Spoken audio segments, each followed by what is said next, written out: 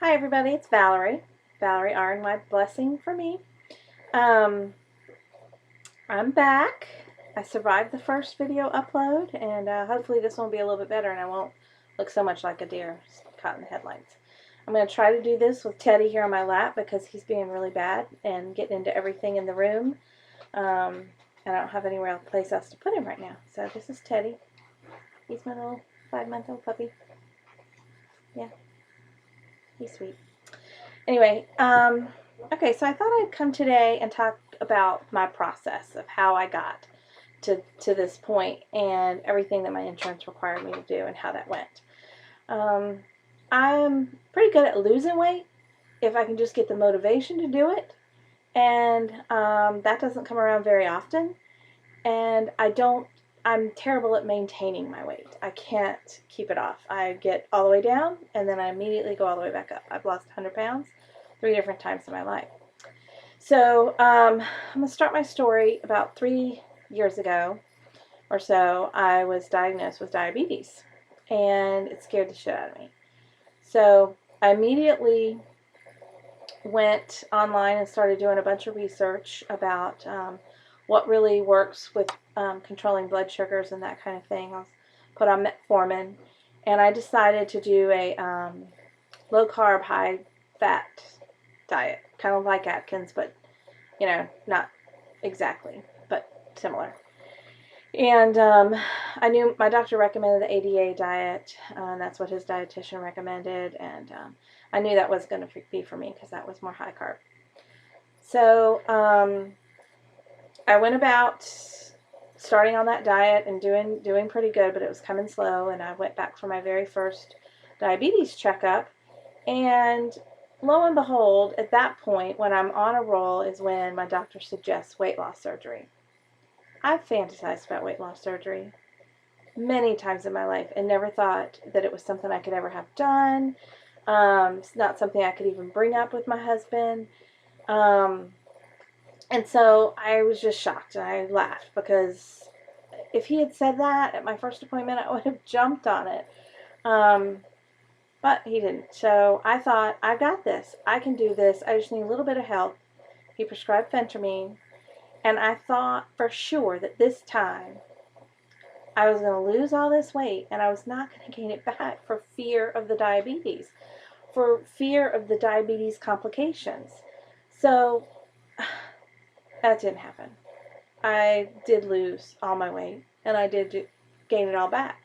I would sit there eating sugar knowing that what it was doing to me. And so on the way down, everything was great. I managed to get my A1C down to like 5.9, and then proceeded to stop checking my blood sugar, gain the weight back, and like every good fat girl out there, I quit going to the doctor because I didn't want him to see what I had done to myself once again.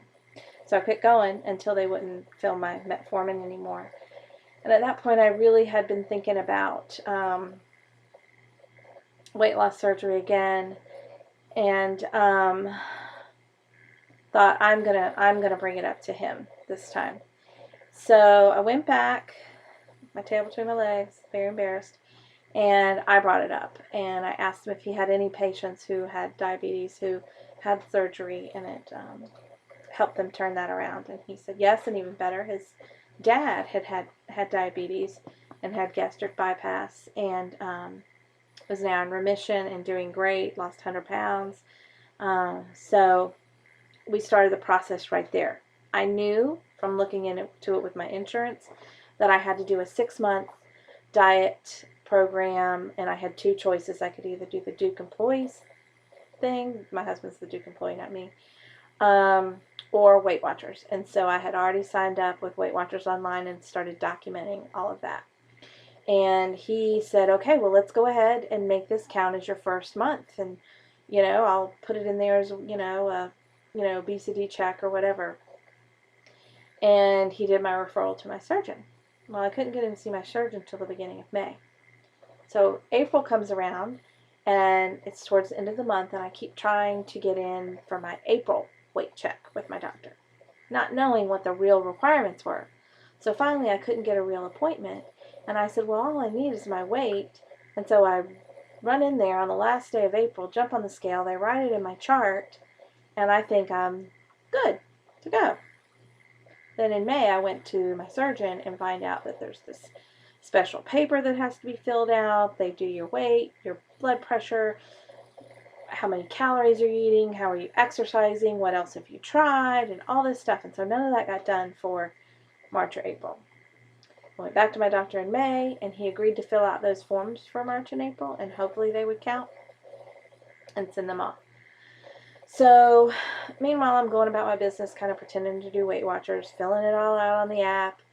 I didn't want to lose too much. I'm 5'2", so, and I started at 230 this time around, and I think I got down to like 217.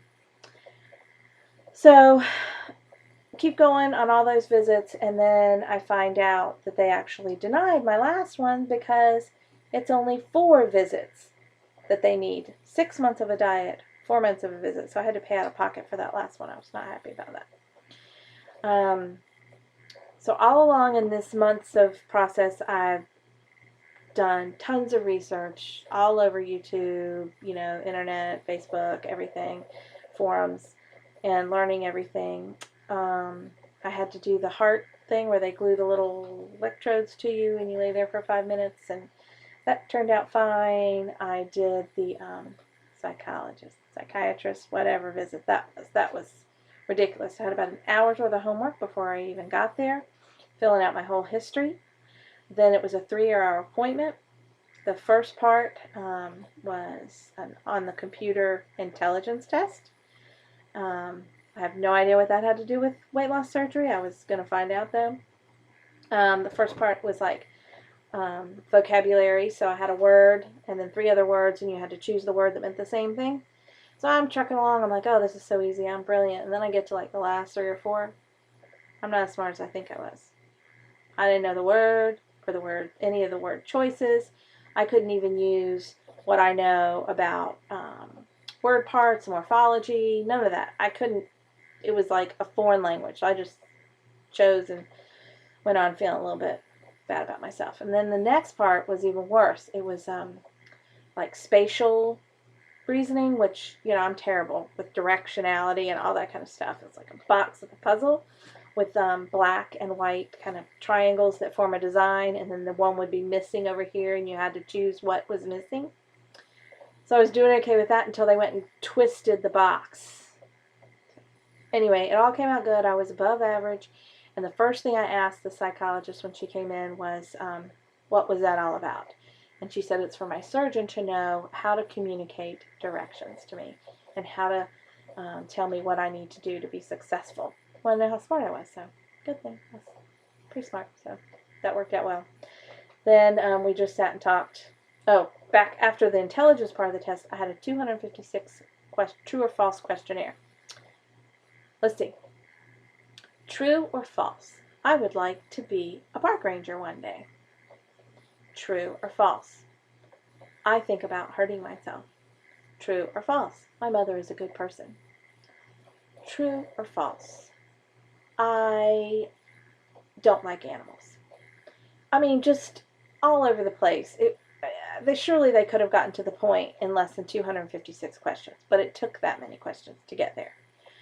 So after that was more paper tests about, eating habits. I could tell they were trying to get at, did I have an eating disorder, that kind of thing. And then I finally met with a psychologist for an hour, and that was fine. Passed. Just 3 hours wasted of my day.